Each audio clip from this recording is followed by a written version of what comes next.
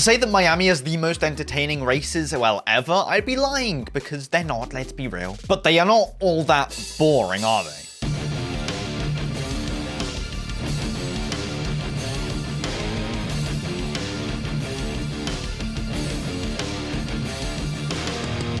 So with that said, welcome to the Miami race review. First time I've done that, ever. With a little sprinkle of brain damage and another little huge sprinkle of comedy. Hope you enjoy and subscribe. Welcome to the chaos. For starters, over the last week or so, Ferrari have been hyping up the blue livery. I thought it was going to be some kind of McQueen and Dinoco little collab Ferrari red, blue, or it's going to be all blue looking like a Smurf, not just, you know, bloodshot red. But when it comes to the reveal of the livery, that thing was disgusting with like 14 HP logos, which I guess they really do need the promotion because, well, when was the last time you ever seen or heard or bought a HP product? No, neither. But that livery was quite literally ugly, and if I saw it for another 5 minutes, then I'd probably vomit. RB showed Ferrari how it's done with some nice vibrant colors, and maybe this time Lance Stroll will be able to see that RB and not crash into Ricciardo. Maybe, just maybe, just maybe. Not sure about you, but I thought Formula 1 was all about going the fastest around the track. So not spinning, not doing any shenanigans. I mean, tell Logan Sargent not to spin because, well, he does that a tiny bit too often. And with the limited practice in Miami, because you only got one practice session, Charles Leclerc really did mess up because going the fastest around the track, you don't want to be drifting or whatever, but Charles Leclerc really pulled that handbrake like he's Chelsea Denofa, and, well, he really did spin. Like, it was a pretty poor spin.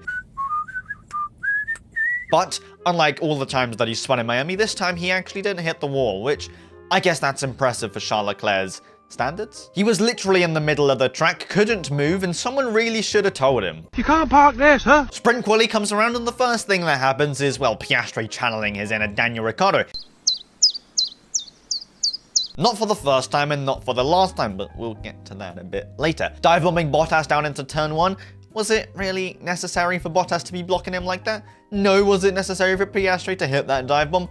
No. Because if those two drivers were slightly less competent, then they'd both be out in the first part of sprint quali. Luckily, well, they have a couple brain cells compared to some other drivers. Zero. Norris ends up being fastest in Q1, fastest in Q2, and then Q3 comes around and the Mercedes yet again, battling the Hasses, the Alpines. Now, did they expect that?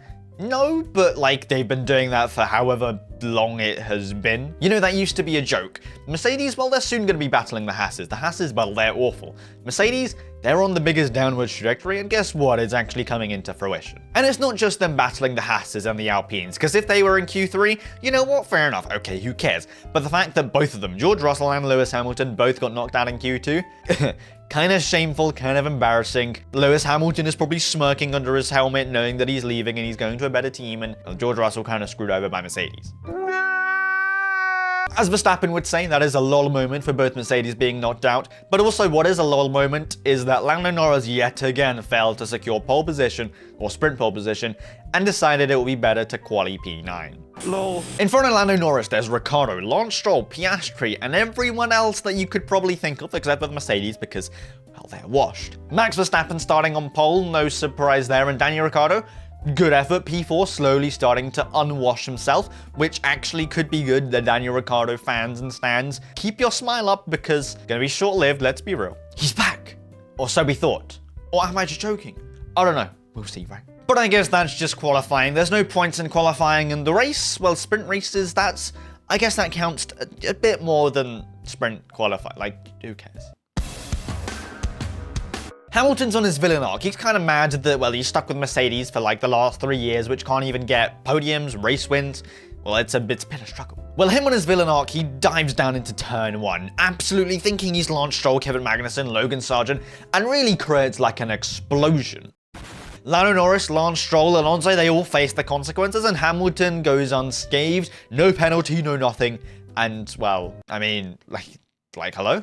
In the time where Daniel Ricciardo was literally fending off Carlos Sainz every single lap, Kevin Magnussen is single-handedly saving Formula 1. Not only in Jeddah was he he was a demon, killing pretty much everyone that came close to him, and literally being a moving brick wall going, well, 3 miles an hour through corners on the straights, just literally blocking everyone.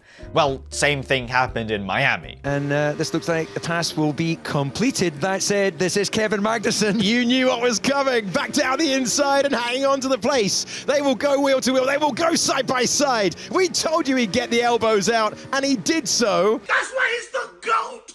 The GOAT! Kevin Magnussen versus Hamilton might be the most entertaining thing that has happened in Formula 1, well, the whole season so far. Him punting off Hamilton, just absolutely murdering him through nearly every corner. Great defending, absolutely stellar, great. Driving like that, he probably thinks he's in a bumper kart or some kind of go-kart. Well, he really isn't, because Formula 1 cars, they're kind of fragile, and I want to see more of that from Magnussen. A lot more. Throughout the race, he collected more penalties than Esteban Ocon in Bahrain, and that is impressive because Esteban Ocon had like, what, 50 seconds of penalties in Bahrain? But truly, only a GOAT can be as good as Kevin Magnussen. Ricciardo proves that he isn't washed for, well, one day of his life and finishes P4 in the sprint race. Honestly, well done, the kiki ra ra ra ra ra person. Well done.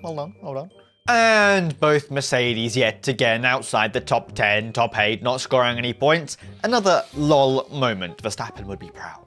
But at the end of the day, that's just sprint quali and the race. Pretty useless knowing that minimal points, a lot of damage can be caused to the car. It's kind of useless, right? Now you might be thinking, oh my god, Daniel Ricciardo is back. P4 in the sprint race. He is the greatest of all time, but no, his glory was kinda short-lived, because in quali, he goes back to his, well, not winning ways, but whatever ways he was at, and starts P18, or qualifies P18. That Daniel Ricciardo 2016 free trial has ended. And truly, he's been reset to his factory settings. Back to the back to battling with Logan Sargent. Let's go. Honestly, a pretty boring quali. Verstappen takes pole position, doesn't even celebrate because, honestly, he's bored of it. He gets out the car, does a little fist bump, and just yawns his way down, and that's pretty much the end of it. Boring! It's like he doesn't even care anymore. It's like he's that good that he expects pole, and that's just what he gets, and then it's just over. Now, the race is the most interesting thing of the whole weekend well, is all the time, because the race, that's where the points are, and that's where most of the time Logan Sargent crashes out. That is the time where most of the time Max Verstappen wins.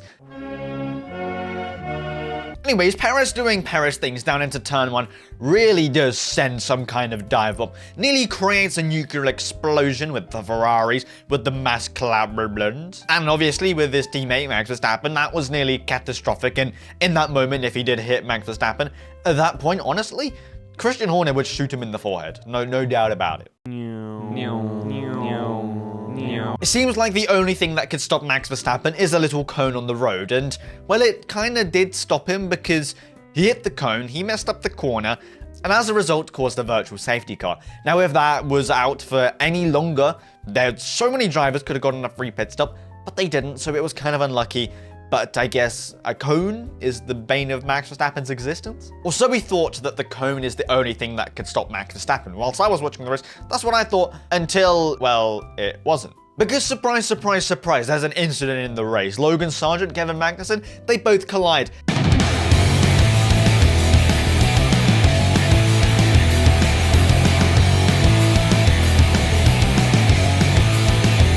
Now, is it surprising that Logan Sargent is involved? And is it surprising that Kevin Magnussen is also involved, knowing his on-track record this year? No, not at all. But yet again, we can praise Kevin Magnussen because he's the one that really he's saving single-handedly, carrying Formula 1 up the stairs by himself. And if you guys aren't rooting for him, then I'm disappointed because you definitely should. Logan Sargent in the wall, no surprise, safety car. Oh my days. Verstappen is just pitted. Perez, Piastri, Sainz, Leclerc, they've all pitted. And Lando Norris is the only one who stayed out of the race and not pitted. So, I mean, he's on fresh new tires. He gets a free pit stop, jumps everyone, and he was a lap ahead of everyone for a couple minutes until the safety car let everyone pass and everyone was on even laps. The fun was short-lived, and surely Verstappen will catch him and overtake him, right? But he got frauded just like Hamilton got frauded by the safety car, and everything that happened, well, a couple years ago. Will he lose it like he did in Sochi? Will he bin it like he did in Turn 1 China? Or will he actually do it for the first time in his career? And what made it better is the commentators literally 5 seconds just referencing that Sochi 2021 moment. They were like, 4 laps to go? Remember what happened in Sochi 21 when there was 4 laps to go?